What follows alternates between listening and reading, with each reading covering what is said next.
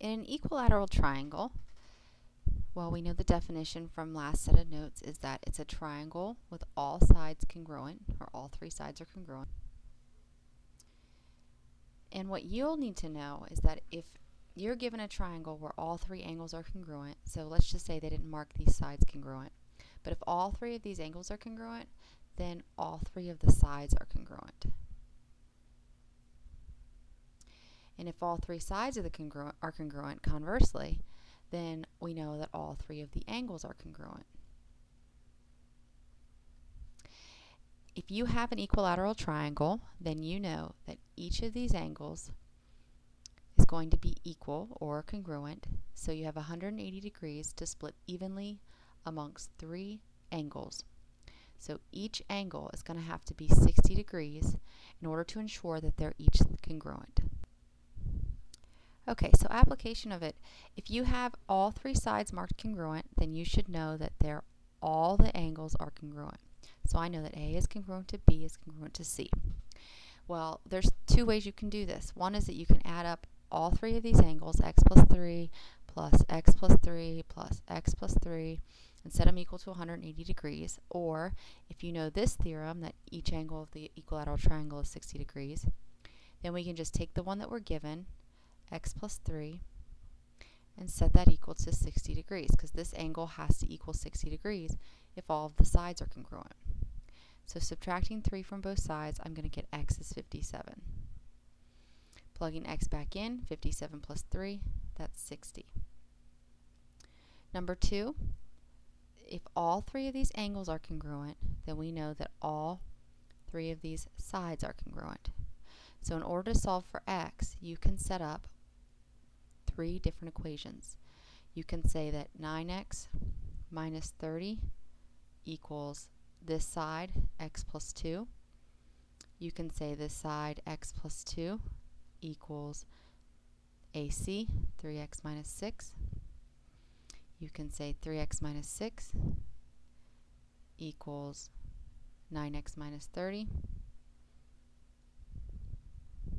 Because if all of the sides are congruent, then any two of them are equal. So you can solve any of these sides or equations for x because any two sides are going to be congruent. So take a moment, pause the video, and find x. Okay, you should have gotten that x is 4. It would have come out to x equals 4 no matter which equation that you solve for. If you plug 4 back in, you get 9 times 4 is 36 minus 30, so that's 6. 4 plus 2 is 6. And 3 times 4 is 12, minus 6 is 6. So it's an equilateral triangle. All sides are equal. All right, an isosceles triangle is a triangle that has two sides congruent. And now we did this last class in your notes, so I want you to pause the video and see what you can come up with for the rest of these definitions on your own. Okay, and this is what you should have come up with. Now I would like for you to fill in for this picture. This is an isosceles triangle. What's the vertex?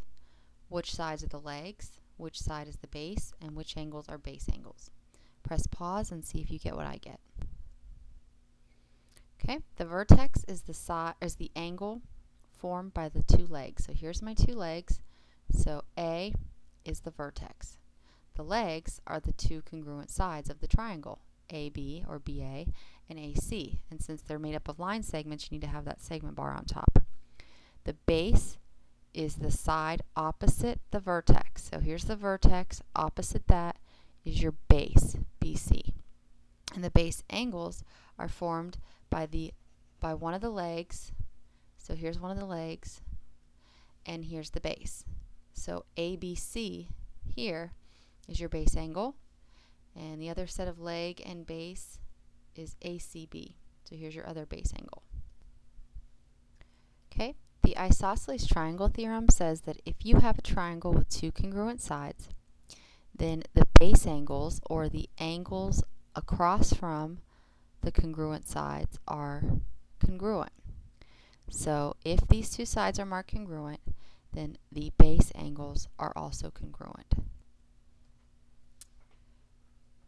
Okay, the converse to that is if you have two angles in a triangle marked congruent, then the sides opposite those angles, here and here, are also congruent.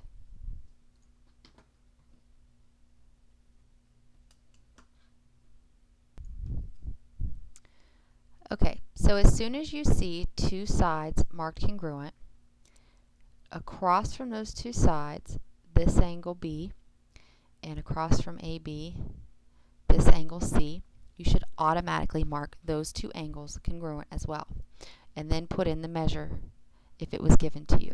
So I know that these two are 64 degrees.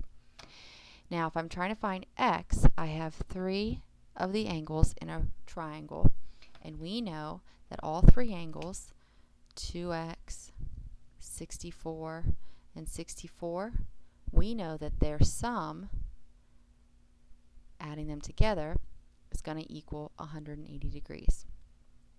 So in order to find the value of a missing variable, I'll have to add my like terms or combine my like terms. So I have 64 and 64 is 128. Bring down my 2x and my plus sign, and all that equals 180 degrees. Subtract 128 from both sides, so I get 2x equals 52. Divide by 2 on both sides, so I get x equals 26. Now I know it just asked for the value of the variable, but I always want to plug my x back in. So 2 times x, or 2 times 26, is 52. And then I need to check to make sure that 52 in my original equation plus 64 equals 180. So the left side of my equation should equal my right side, and it does. Alright, I want you to pause the video and try number 2 on your own. Okay, you should have gotten x is 70 and y is 40. If you got that, go ahead and move on to number 3.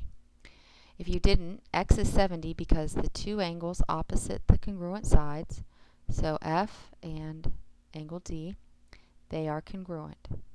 So congruent to 70 is 70. In order to find y, we know that all three angles, y, 70, and 70, in a triangle are going to have a sum of 180 degrees. So y plus 140 equals 180. Subtract 140, so y is 40. Okay, for number 3, go ahead and hit pause and see if you get what I get. Okay, you should have gotten x is 14. If you did get that, go ahead and move on to the rest of the video. If not, stick around. As soon as you see two angles marked congruent, automatically mark the sides opposite those angles congruent. So in algebra, if this side, 2x plus 4, is congruent to this side, 3x minus 10, that means that they are equal. So we put an equal sign between them. I'm going to go ahead and subtract 2x from both sides. So I'm going to get 2x, 0 and 0, 2x minus 2x is 0. Bring down my 4. That equals x minus 10. Add 10 to both sides. So I get x is 14. I'm going to plug that 14 back in and make sure I did it right. If I did it right, then these two sides should be equal. 2 times 14 is 28. Plus 4 is 32. 3 times 14 minus 10 is, well, 3 times 14 is 42. Minus 10 is 32. So I did it right because these two sides opposite the two congruent angles are congruent. This y plus 8 was just there. It's there to see if you know what to do when you're given a problem with more than one thing involved. All you needed to do was grab the information of the two congruent sides and ignore that y. Okay, this next problem is why the distance formula is incredibly important. It says given a triangle on a coordinate plane, so here's my coordinate plane, xy coordinate plane. Classify the triangle as scalene, isosceles, or right. So what we have to do is figure out, oh wait, not right, equilateral. Classifying a triangle by its sides, we have to have side words. So we have to figure out the length of each side of the triangle when we're given their coordinates. So A is at negative 6, 2. So first step is we're going to draw a sketch of our triangle. So A is at negative 6, 2. So negative 6 is over here, 2 is over here. It's going to be A at negative 6, 2. B is at positive 6, 2. So positive 6, 2, sure, right here. That's our B. Oops. And then our C is at 0, 6. So 0 on the x-axis, up 6 on the y-axis. So that's our C. Now, here's our sketch of our triangle. We need to find the length of each side of the triangle. So we need to find AB, we need to find CB, and we need to find AC.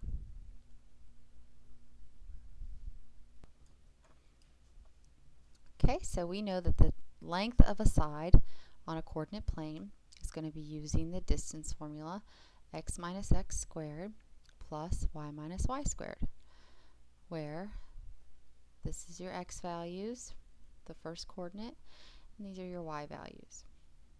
Okay, go ahead and pause the video and see if you get what I get, finding the length of AB, CD, and AC. So you have to plug in coordinates for A and B to find the length, C and B to find the length, and A and C to find the length. Okay, and you should have gotten 12 for AB, 7.2 for CB, and AC is 7.2 as well. So to classify this triangle, what type of triangle is it? It has 2 congruent sides, AC and CB, so that makes it an isosceles triangle. If you did not get one of those distance lengths, or one of those lengths correct, raise your hand and let me know so I can check your work and see where you went wrong. Okay, you will not always be given numbers on a coordinate plane. Sometimes they're going to use letters to represent coordinates because the rules apply no matter what number it is. So if we're trying to find the missing coordinates of isosceles triangle XYZ, we are trying to figure out what are the coordinates in terms of A, B, C, D, but not numbers. Well, we can start here with the origin. We know that the origin of a point on a coordinate plane is 0, 0. So the coordinate of x has to be 0, 0 because it's sitting on the origin. We also know that if we go over A on our x-axis and we don't go up any on our y-axis, then the y-axis value has to be 0. So this coordinate is A, whatever A represents, and 0 because we didn't go up or down on the y-axis. Well, here's something you're going to have to think about. If this is an isosceles triangle, and this side is going to be congruent to this side, that would make this point right here in the middle of XZ the midpoint. And the midpoint, because these two sides are the same, for the x value is going to be the same as the midpoint of my x value at the vertex. So let me put it in numbers here. Let's say on the x-axis we had a point 10 and a point at 20. Well, the middle point of our base here, say this is isosceles triangle, the middle point of our base here is going to be 10 plus 20 divided by 2. So 30 divided by 2, so this middle point is going to be 15.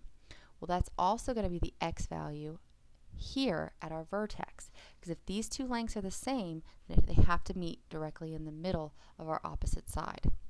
So down here, if we have our x value of 0 for here, this is 0, and our x value here is a, then our midpoint is going to be 0 plus a divided by 2, which is just a divided by 2. So our x coordinate is going to be a divided by 2. Our y coordinate, well, we don't really have any rules to figure out our y coordinate because we don't really know how much up we went. So we're going to give this a new value. We're going to call it b. Okay, so I want you to try number 2. Pause the video and see what you come up with. Okay, we know b has to be at our origin because it says O and that's the point. So origin is 0, 0. If this is a right triangle and it's an isosceles right triangle, we know that these have to be the two congruent sides because our hypotenuse, the side opposite the right angle, is always our longest side.